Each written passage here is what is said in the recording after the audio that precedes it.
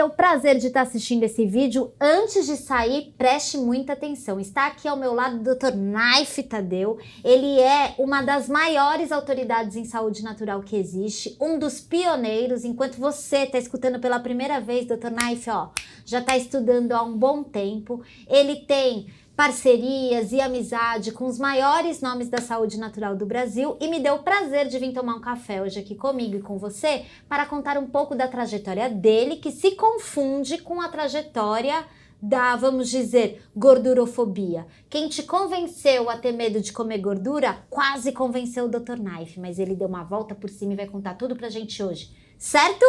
Muito bem-vindo, doutor. Muito obrigada. Muito obrigado. É um grande prazer estar aqui. Ótimo. Doutor, vamos começar contando a sua história, porque daí a gente ajuda quem está nos assistindo a derrubar alguns mitos que, lamentavelmente, têm colocado as pessoas no alvo de doenças, não é isso, doutor? Sim, na verdade, não quase me enganaram. Chegaram a me enganar por mais de 10 anos. É mesmo, doutor? Sim, porque a minha formação é de cirurgião, né? Eu entrei na faculdade muito novo, com 17 anos, né? E a minha ideia era aquela ideia de sonhos com o exercício da medicina, né? Que todo acadêmico recém-ingresso na faculdade tem, né? Isso é geral para todos. E eu não via na clínica médica uma chance de fazer coisas muito efetivas, né? Porque você começa a olhar como funciona com a sua ignorância de recém-ingresso na faculdade. E eu vi assim, eu venho para consulta, você toma qual remédio? É esse aqui, né? E quantas miligramas? Tanto. Aí mede a pressão, tá, pode tomar de novo, faz a mesma receita e dá para o paciente. Aquilo me deixava incomodado, eu falei, eu vou estudar 6 anos para fazer isso, né? Complicado. Então eu já no primeiro semestre, eu ainda com 17 anos, eu decidi que eu ia ser cirurgião. Porque o cirurgião, na ideia que eu tinha na época, ele vai lá e resolve. Né? Formado, fiz estágio, residência, especialização em cirurgia geral e cirurgia de câncer, né? Então, é uma cirurgia muito vasta, que não respeitava aparelhos, né? Porque quando se opera um tumor, muitas vezes ele pega o útero, o ureter e o cólon sigmoide. Então, você tem que fazer cirurgia de vários aparelhos. E foi assim a minha formação.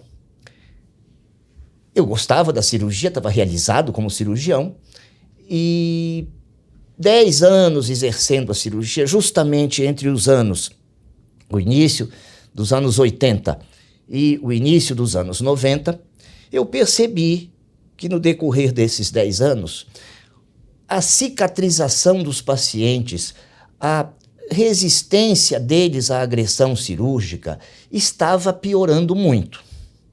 E eu me questionei inicialmente do ponto de vista pessoal, né?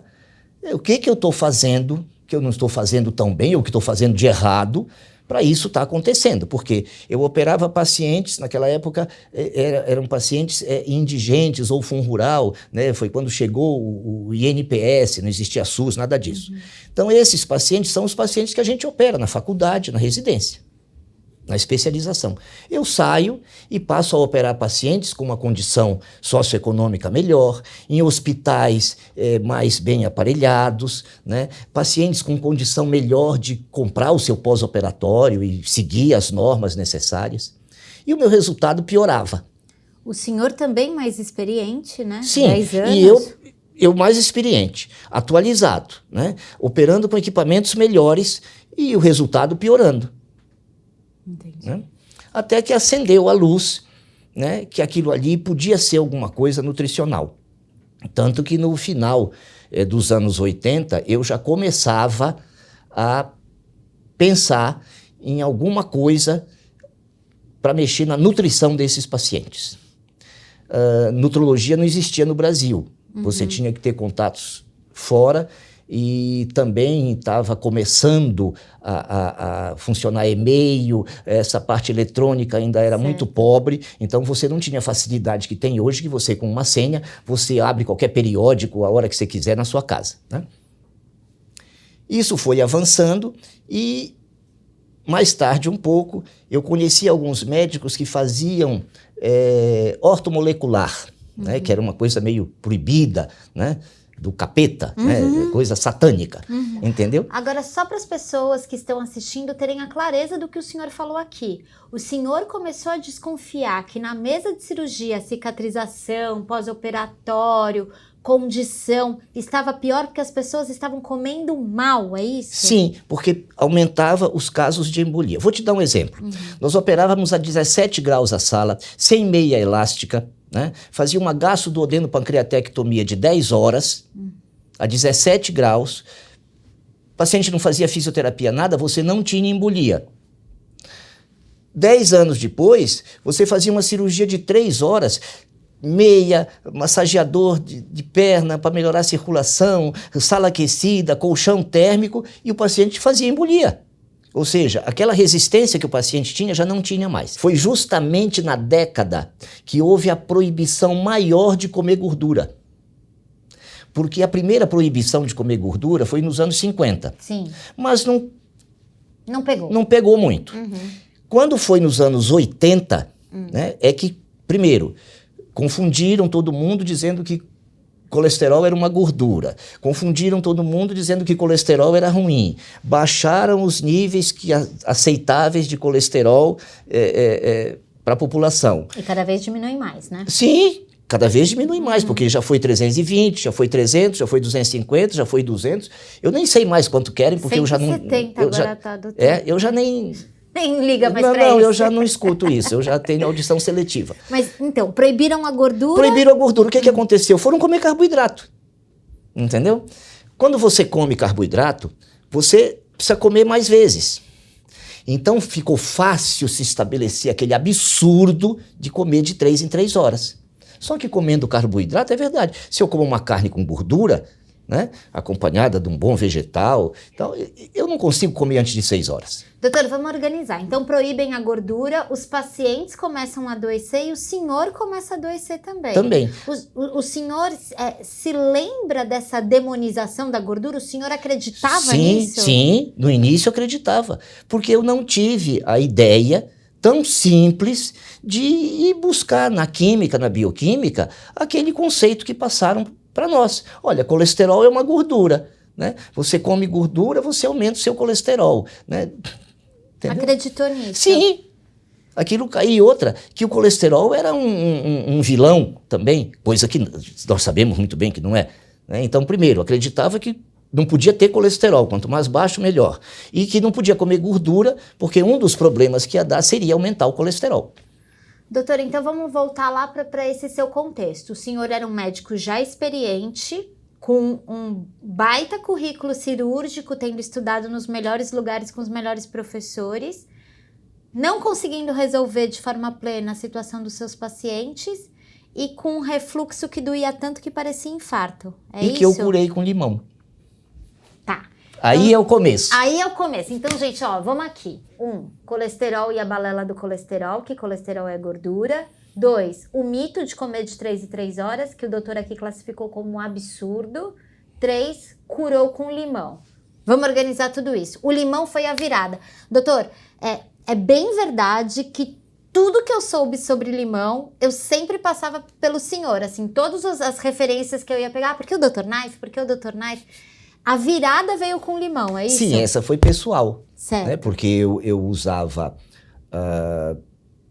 esses bloqueadores de bomba de próton, comprava um, inclusive, que não tinha sido lançado no Brasil, que era 5 vezes mais potente e só piorava. Claro, na hora que você toma, você tem aquela anestesia do esôfago e o refluxo fica realmente alcalino, então você não sente nada. O que favorece uma pneumonia, né? Porque aí ele vindo alcalino, ele vem carregado de bactéria, que não tem quem mate a bactéria. Né?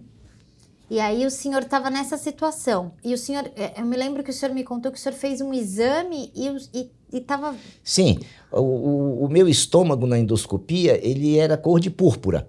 Inclusive, os colegas experientes endoscopistas que me examinavam, eles tinham receio e faziam sempre biópsia e achavam que eu podia até desenvolver um linfoma gástrico.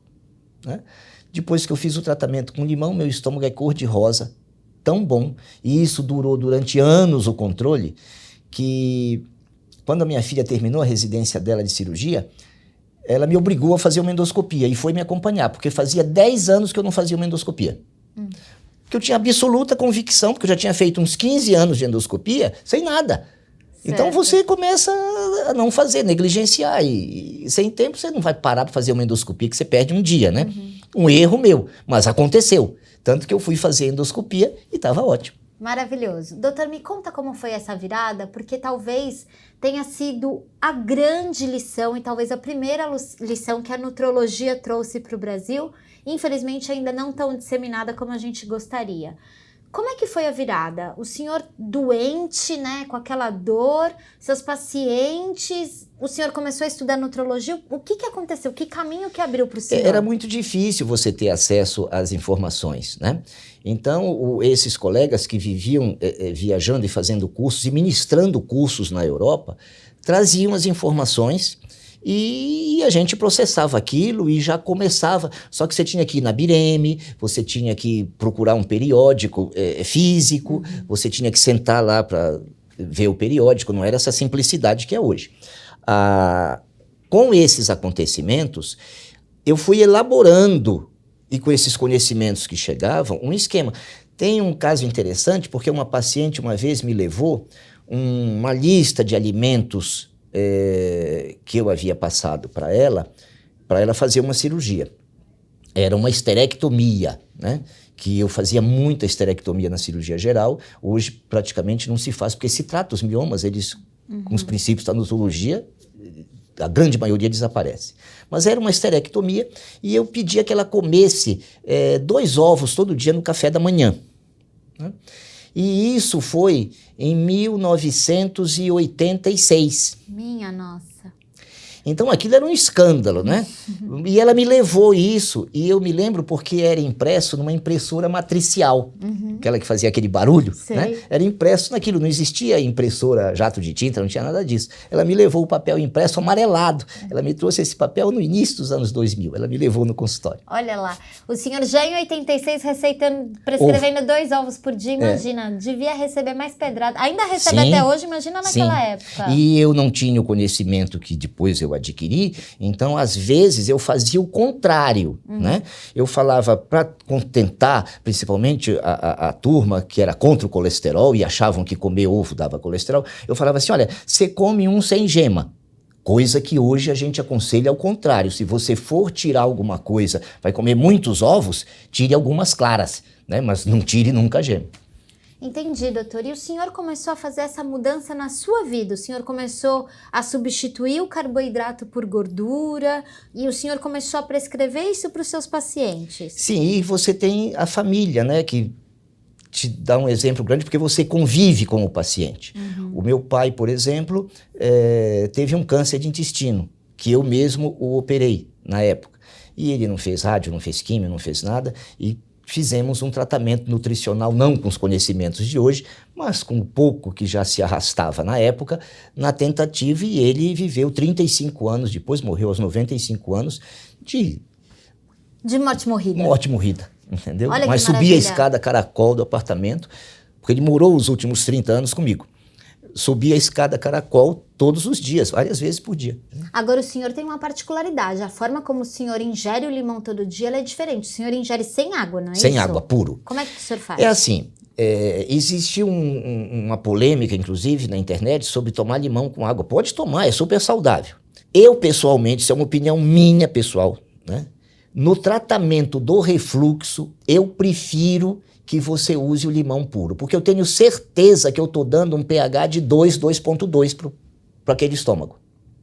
Eu tenho receio que nessa mistura com a água, né, embora para você tornar uma coisa ácida, menos ácida, você precise, porque é um potencial hidrogeniônico, isso aí são muitos fatores que tem que multiplicar, mas essa diluição, como os nossos pacientes já têm uma água bastante alcalina, eu tenho o receio, né? Eu não tenho o conhecimento químico total para te dizer isso, mas eu tenho pessoalmente esse receio de que essa mistura com a água, para tratar refluxo, não seja ideal. Agora, para liberar, para tornar o paciente mais alcalino, porque esse limão que cai no estômago, ele libera bicarbonato no sangue.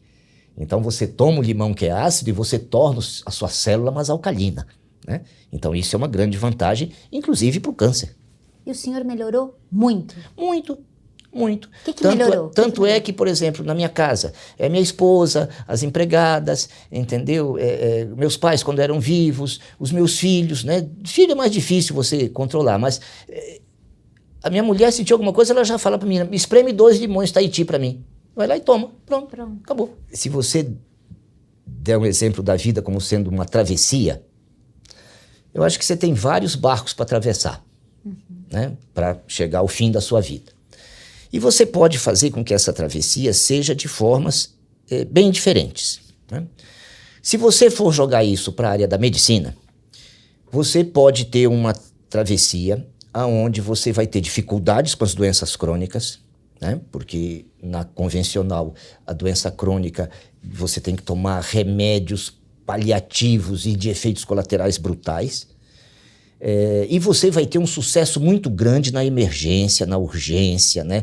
E nos tratamentos tecnologicamente avançados. O que a cirurgia evoluiu é uma barbaridade, né?